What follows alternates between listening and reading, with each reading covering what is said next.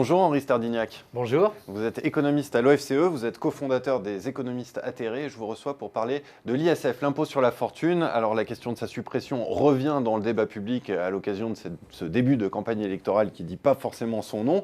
Tenez, Emmanuel Macron, par exemple, ministre de l'économie, a déclaré qu'il faut préférer la taxation sur la succession aux impôts du type ISF. Alors qu'est-ce que vous pensez de cette déclaration en dehors de toute considération politicienne ? En dehors de toute considération politicienne, il faut rappeler que beaucoup d'économistes sont en faveur de l'ISF. Et de façon assez surprenante, même des économistes libéraux, par exemple Maurice Allais, étaient en faveur d'un impôt sur le capital, avec l'argument l'impôt sur le capital, il frappe du travail passé, du travail accumulé, et donc il faut frapper le travail passé pour encourager l'innovation, le travail futur.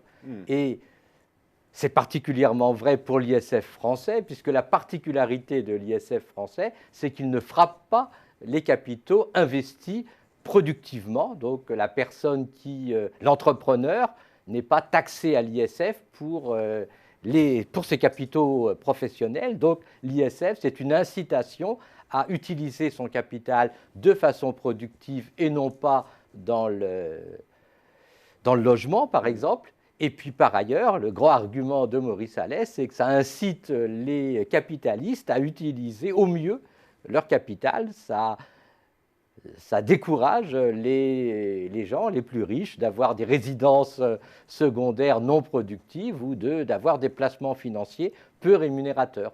Donc l'ISF n'est pas l'ennemi de l'économie. Alors toutefois, la question de l'efficacité de cet impôt se pose à l'heure de la mobilité du capital. Les milieux patronaux, pour reprendre leur argument, disent que c'est un impôt qui conduit à l'exil fiscal et que finalement, pour un rendement assez modeste, on a une perte économique.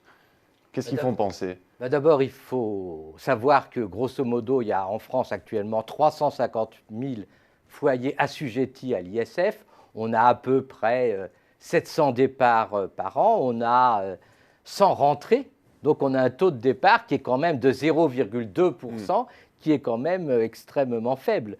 Par ailleurs, on a des études du Crédit Suisse, par exemple, qui dit que la France est le pays d'Europe, après la Grande-Bretagne, où on a le plus de millionnaires, donc la situation n'est pas si tragique.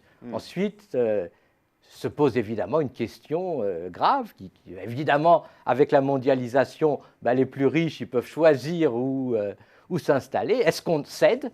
Est-ce qu'on dit, tant pis, il y aura une partie importante de la population, les plus riches, qui s'exonèrent complètement de la participation aux dépenses publiques, même si en fait, ils en bénéficient massivement. Par exemple, les familles qui possèdent des grands magasins, ils ont besoin de routes, ils ont besoin de transports collectifs, tout ça, il faut bien le payer. Donc, est-ce qu'on renonce à faire payer les plus riches ou est-ce que la France se bat pour l'harmonisation fiscale, pour des accords à l'échelle européenne ou à l'échelle mondiale contre la concurrence fiscale et contre l'optimisation fiscale ? C'est un choix politique et personnellement, je pense que la France doit être à la pointe du combat pour une fiscalité redistributive qui permette de financer les dépenses publiques.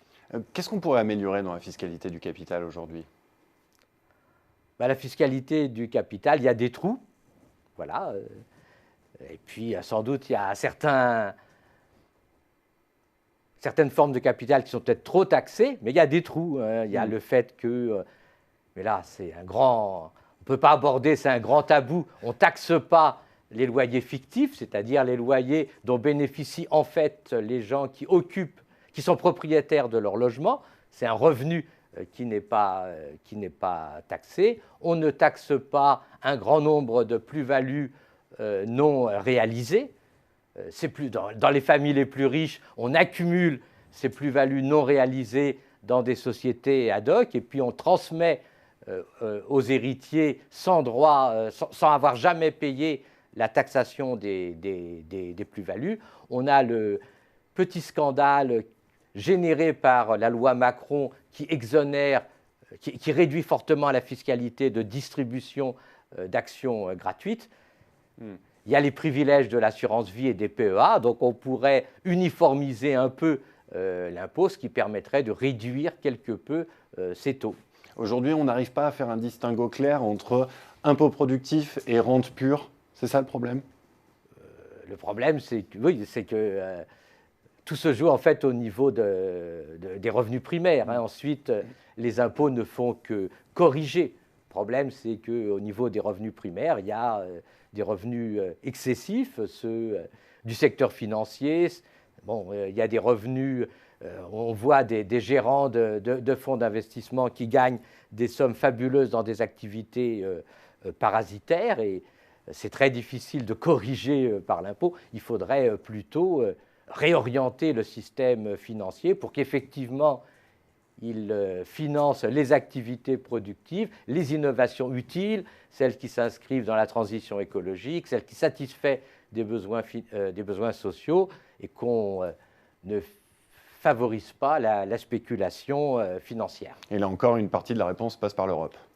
Une partie de la réponse passe d'abord par un choix politique qui doit être fait au niveau français et au niveau européen. Est-ce qu'effectivement on considère qu'il faut laisser le jeu de la mondialisation permettre la destruction progressive de nos États sociaux, ou est-ce qu'on considère que le rôle de la politique, et en particulier le rôle de l'Europe, c'est de maintenir et de défendre le modèle social européen? Eh bien, merci beaucoup Henri Sterdyniak pour cet éclairage, ce décryptage de cette question de l'ISF et de sa suppression qui revient sur la table. Merci beaucoup. Merci.